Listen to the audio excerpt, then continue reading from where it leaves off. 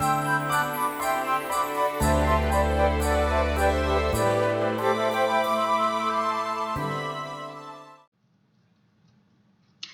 folks, here we go. It's the 2nd of December and it's Vlogmas Day 2, and coming up on today's vlog we have the unboxings of the Harry Potter mini Funko Pop. I keep being told it's called Pocket Pop calendar. We also have the Nightmare Before Christmas Advent calendar. We have the Doggy Advent calendar. We also have a talk about respect, and also we have a small business promotion for cheeky cheesecakes. So there's a lot to fit in. So without more ado, Advent calendars. Oops, wrong way, that made me look a Wally. Sorry. Advent calendars.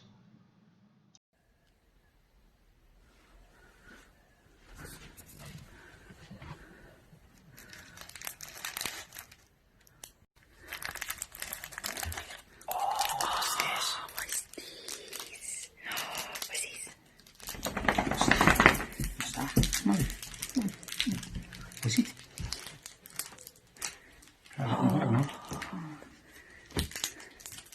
Oh, what's this? What's that?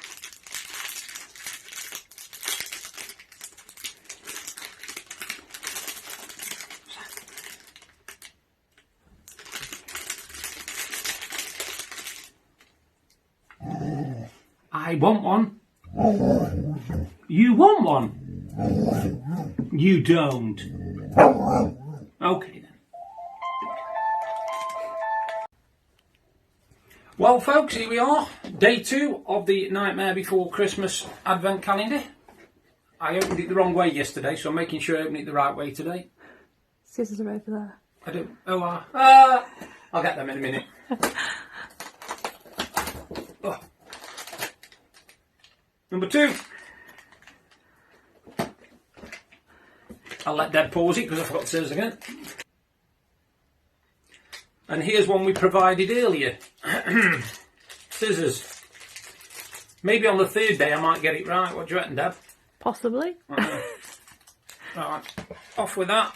Yesterday we had the Pumpkin King. Today we've got... Oh! 0. It's 0!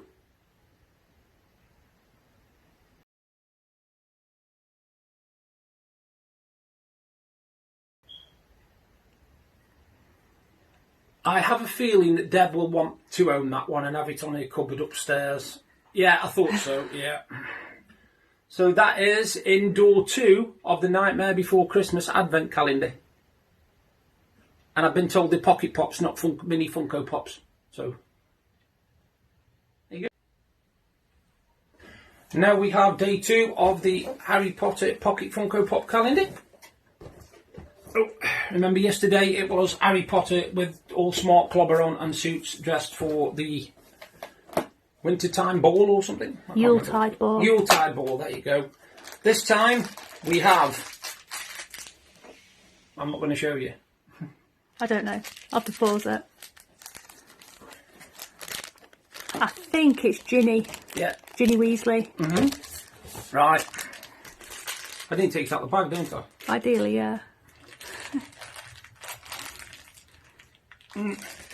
Ah, dear. Perils of being a wimp.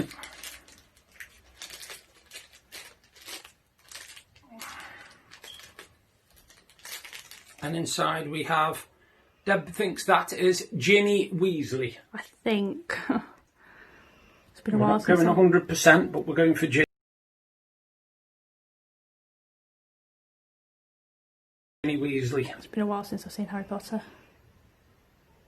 I must admit, having played the Lego Harry Potter games, that does look a bit like Ginny Weasley, I must admit. And that's in door 2 of the Harry Potter Pocket Pop Funko calendar.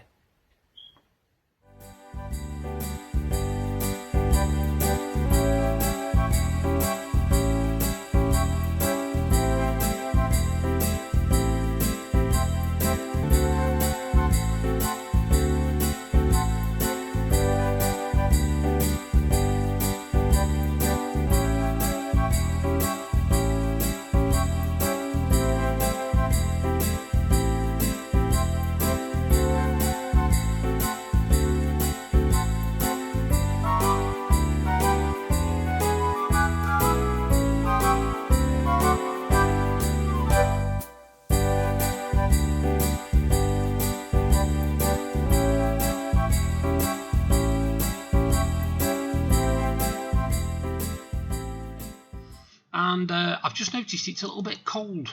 I don't know why. It's a little bit chilly. Oh, it is. Look, it is a little bit chilly. It's snowing.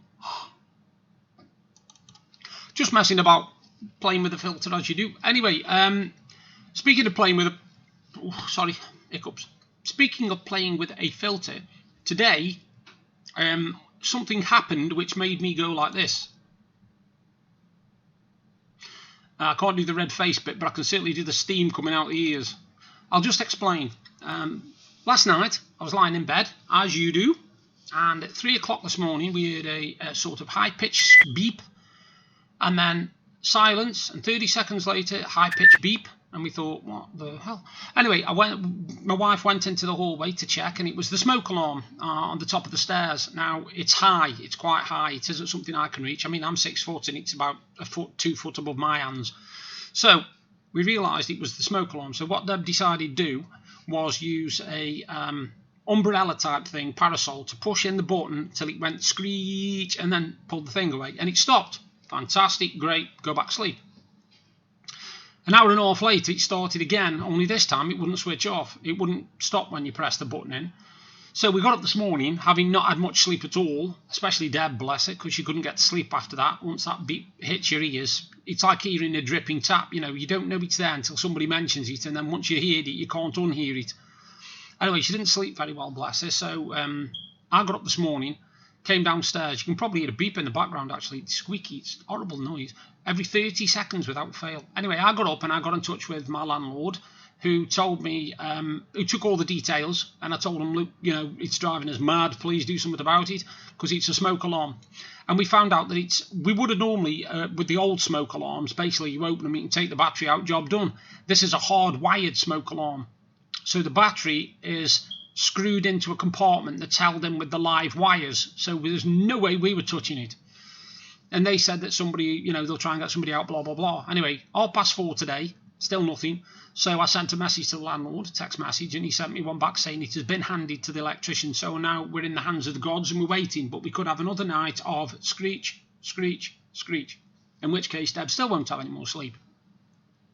So yeah, that made me really, really angry today, actually, because we were hoping to get so much done today. With it being the 2nd of December, this is what we were hoping. The plans were to come downstairs, to have our usual morning cup of tea, to sort out the living room, take the stuff upstairs, what needs taking up, see if we've got any deliveries coming, get the Christmas tree and the decks down into the living room, put the Christmas tree up, put the new curtains in the windows if they came, and put the lights around the windows.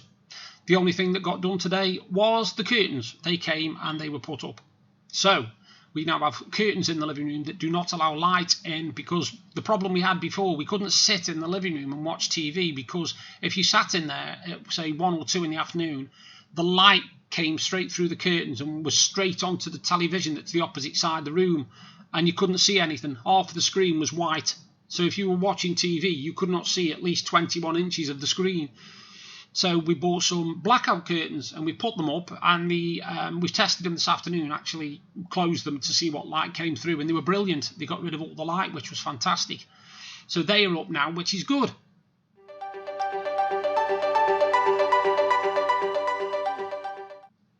Now, the second thing that happened today was something that I have a really high opinion on. And what it was an incident that was reported in Blackpool, I think it was last night or the night before, where youths basically had gathered and were causing mayhem in South Shore. Now, that's not unusual for South Shore, but this was a bit different because they surrounded some community police officer in a car and started throwing things at the car and taunting her and trying to get her to climb out the car. Well, a bit later on, just after this incident, a man was attacked outside of Aldi by 2 youths. Now, these youths were arrested, a 14 and 15-year-old, and there was a big discussion going on Facebook about it. And you got the usual, you know, oh, they should be strung up by the whatsits, and they should have the hands chopped off, and they should go borstal and all this. And you've got the other side where they say, well, oh, it's the parents' fault, oh, the parents must have brought them up wrong, blah, blah, blah. Well, personally, this is just me personally, I think that second statement is an absolute load of cobblers. I will be honest. I have never, ever gone by, if you're brought up badly, you will turn out bad. I've never gone by that. Because when I was brought up, me and my 2 sisters, Paula and Mandy, we were brought up in an area where we had nothing. There was no money. We had an outside toilet at the bottom of the yard. We didn't even have walls on the top of the ceilings. There was big gaps and black things and things just crawl out in the night and all sorts of stuff. We had a back door that didn't even lock. One kick and it could fly open. So, we didn't even have an inside toilet. We just had a bucket. You can guess the rest. And we were brought up with nothing. But the one thing we were brought up with, which is definitely what the problem is, I think, respect. Now, when you were a kid, you learn respect from an early age. It starts your parents. They're the ones you first respect. You go to school, the teachers, the headmaster, you respect them. You learn about the law, the police, you respect them. Because where I used to live, we used to have a bobby that used to walk up, well, Bobby, I'm saying Bobby, you know him as policeman, but we used to have a local bobby that used to walk up and down the street 2 or 3 times a day. And your dad, all the dads knew him, all the mums knew him, It was like, all right, yeah, how you doing? Yeah, the kids, yeah, they're good, mate, yeah, no problem. And everybody respected him. Now, he didn't walk around like he was king of the castle. He just walked around doing his job, which was to walk up the street and walk down the other side, walk up another street, walk down the other side. And that got respect. People respected him for what he was. He was a bobby walking around and he got respect. I never heard of anybody attacking him. I never heard of anybody giving him loads of abuse. I never even saw him get involved in any trouble whatsoever that was ongoing. And it was because we respected him. And the problem is now, because children are taught that they don't have to respect the parents because they're their own person, they don't have to respect the parents. They can call them by the first names and everything, which I have heard. I have heard people calling the parents by the first name, which, just as an aside, I would never have even done, even though my mum passed away in August, up till the age of when she was 71, I had never called my mum by her first name. I just couldn't do it. It didn't feel right. Now, Deb's mum and dad are called Pam and Brian, but I do not call them that. I call them mum and dad because I've got a great deal of respect for them. And that's the issue. That is the issue I brought up. I said it's not about punishing them and smacking them up and God knows what because they've done this. And it's not about blaming the parents. I said what this is about is the fact that there's no respect anymore. Just that one word, respect. If them children respected the police, they wouldn't do that trouble. Now, I'm not saying when I was a kid we didn't get into trouble, because we did. I mean, I got in trouble once for stealing apples from the butchers and got in court because I picked the one off the bottom of the pile and the rest came rolling out the door. So I got caught for that. I also got caught for bobber knocking, which we used to do around where I live. And I'll just explain. Bobber knocking is where you go up to somebody's door, they can't, some old person, knock on the door, run off, they open the door, can't see who's there, go back, sit down, and you do it again until you get caught. And as a child, that was probably as bad as it got. But we never knocked on the door, waited for them to answer the door, punched them and then ran off. Or, scratched down the door with a knife or down the side of the car with a knife. Nothing like that was ever heard of when I was a child. But now, because children don't respect the parents, that's where the problem is. Once your child doesn't respect you as a parent, they are not going to respect a teacher. Because if they aren't respecting the parents, why respect a teacher? And they're not going to respect the police, are they? Why bother? They don't respect the parents. So if you teach your child to respect people, as in respect you, first of all, as parents, then you teach them to respect the teachers and what they are doing, and then you teach them to respect the law, then you've got no problem, because they will grow up with respect. And there's just none of it about.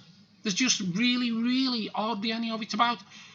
There was an incident not long ago, which I actually talked about on one of my vlogs, where these lads were filmed giving Asda staff abuse and calling them, they thought they were gangsters or something. I don't know what they thought they were, but they were complete nutter wazzicks, to be honest. They were nutters.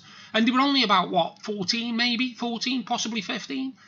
And they were giving all this abuse to these Asda things, telling them to F off this and this, this and this. And then their parents got to hear about it and they saw the video of their children. And one of the dads, because he had respect for these people, he didn't go, oh, nice one, son, great, yeah.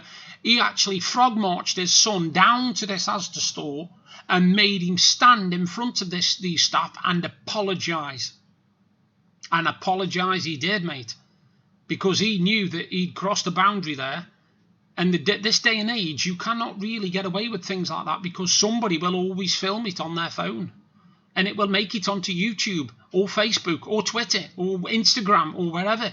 You cannot really do much these days without it getting filmed. But if them lads had have had respect straight away, they wouldn't have done that. You know, the other side of that, the flip side of that, is you get the people then that say, oh, my child does what he's told, otherwise he gets a thick ear, he gets a belt round the head. Well, I've never gone for that. I've never gone for the belt round the head bit. Don't get me wrong, a smacked ass, no problem, mate. Never did me any harm. I used to get a smacked ass on a regular basis. If I crossed the line, that was it. It was basically belt, smack on the ass, not round the head. Because I think that people who belt kids round the head, they're asking for trouble, because you could give them brain damage, you could cause clots on the brain, you could cause anything. And you've got to remember that you've got a child who's, I don't know, 9, 10, and you're an adult, and you've got more force in your hand when you smack them round the head. It's not like somebody just, one of your mates clipping you round the ear hole for a bit of fun and a laugh in the pub. This is an adult smacking a child. And around the head, that's when I think the line should be drawn. Because then it goes from punishment to child abuse. And some people can't draw that line, you see. They don't know how to draw that line. They will literally say, well, it's a grey area. It's not a grey area. Don't belt your child round the head. The closest I got to that was years ago when I used to bite my nails. If my mum caught me bite my nails, I'd get a smack in the mouth while my hand was in my mouth. And it was like, ow, ow, ow. But I never, ever got smacked around the head as a child. I didn't get it done at all. Nobody ever beat me round the head. I got smackings. Oh yeah, God, I had some right beatings, but not beatings. Nothing that, nothing that caused me any head damage. Because I think if you smack a child on the ass for being naughty, you're basically showing them that if they do wrong, they will get punished, which is what life's about. You don't turn 18 and then suddenly go into a pub and smash a beer glass on the bar and think you're going to get away with it, because you're going to get punished. And that's a bit like that, as a child, you learn doing wrong gets punishment, doing wrong gets punishment, and you learn to respect that. You respect the fact that if you don't do things wrong, you're going to thought of better than if you do things wrong. People are just going to go, he's trouble, he is, man. Oh no, don't have anything to do with him, he's trouble. Respect, and there just isn't enough of it. I'm sorry, there isn't enough of it. Not in my book, anyway.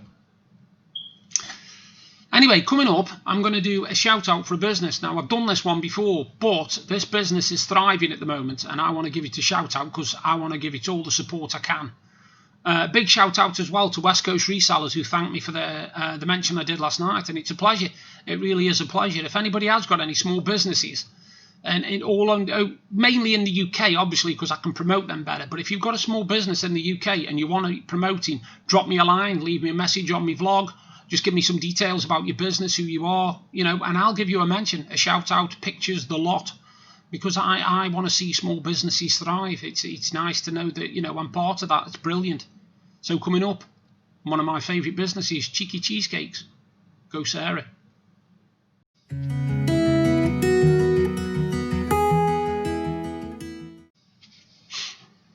Now, my cousin, Sarah, well, second cousin actually, but I still see her as my cousin anyway. She has started doing something called Cheeky Cheesecakes, and if you've seen one of my previous vlogs, you will see how delicious the items look that she makes. And here are the details on screen now, you can see. I'll continue talking while I show you some pictures of some of the lovely bakes she's done. I could literally eat them off the screen, they look that good.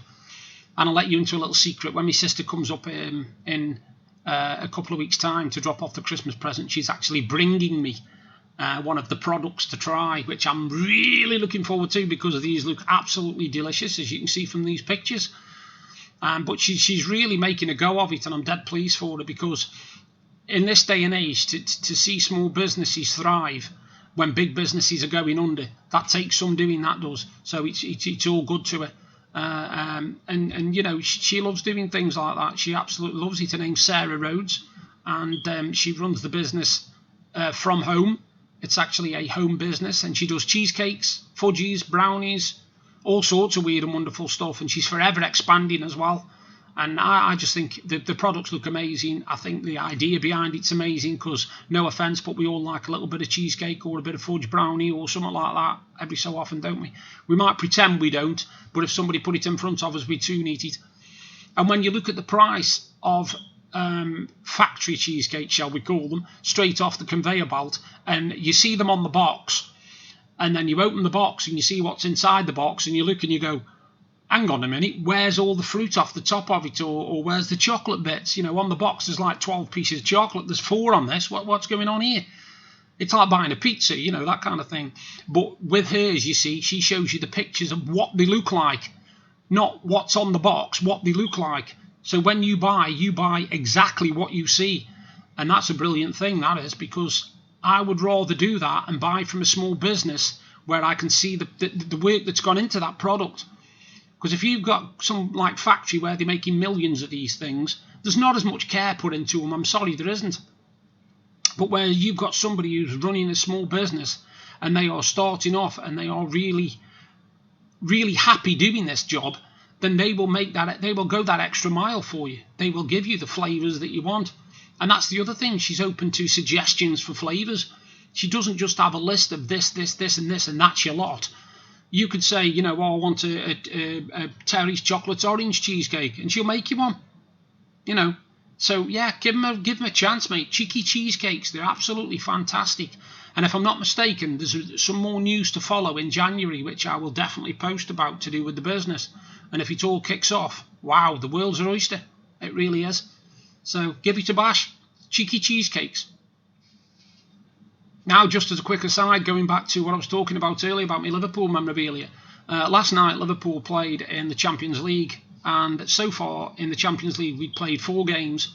And we'd, if I'm getting this right now, won 3 and drew 1. So last night was an important game because we were playing the Dutch champions, Ajax, who are a very, very good team. And I've got well respect for Ajax, I must admit. And we played them at Anfield. Now, we are playing with a lot of injuries this year, a real lot of injuries. We've got most of our defence is literally torn to shreds through injury. We've got people off in midfield and attack. You know, we've got all sorts of weird problems. The goalkeeper even got injured. So we played last night. Yes, we played a few professional, you know, a few known names, but we also played a lot of young and youth players. And it was nice last night because we had a goalkeeper called Kelleher, and he had the game of his life. He was literally, they were not getting past him last night. He stopped everything that came at him. He was brilliant. He was absolutely brilliant. And the cherry on the cake was that 2 of our youngsters, which is, I think it's Nico Williams and Curtis Jones, combined for the goal that actually won the match for us because we won it 1-0. And because we won it 1-0, we've actually qualified as top of that group in the Champions League. With the injuries we've got, that is a massive achievement. It really is. And even in the Premier League, we're sitting joint top on points with Tottenham, I think. Yeah, I think it's Tottenham anyway. We're sitting joint top on points, and the only difference is goal difference. But to do that when you've got all those injuries, that's what makes me laugh when you see somebody say, oh, we didn't win that match because we've got an injured midfielder. We must have 9 injuries. We must have 9 injuries easy of proper players, first team players. And yet we are still winning. We're still grinding out results because it's not about how you play with the good players. It's how you play when they're injured. If you can still play and get the results, then you are a team because you've got players that have stepped up and said, hang on a minute, you know, this is my chance. I'm going to do my bit for Liverpool. I'm going to get my name etched in history. And it's brilliant that they're doing this. It really is. And I just saw a couple of days ago that they did the draw for the third round of the FA Cup, and we've got Aston Villa away. Now, last time we played Aston Villa away, we lost 7-2. Now, I don't think we're going to win it. I think Aston Villa will win it, but I don't think it'll be 7-2. I think it'll be a lot closer this time, but I still think they will win it. I still think that they will pip us in that one. I've got a feeling they'll beat us either 2-1 or 3-1 or 3-2 maybe. But I do honestly think that it'll be close. I'm hoping it will anyway. Yeah. So that really is day 2 of my vlog. I hope you've enjoyed the unboxings. Again, our nutty dog with a lovely treat. The Harry Potter box with, I can't remember the name now, Weasley.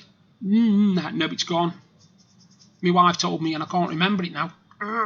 And my unboxing, which was the very cool Zero from Nightmare Before Christmas. So stay tuned and I'll do day 3 tomorrow. You all take care and be ready for more manic, weird and wonderful stories and hopefully no more squeaking.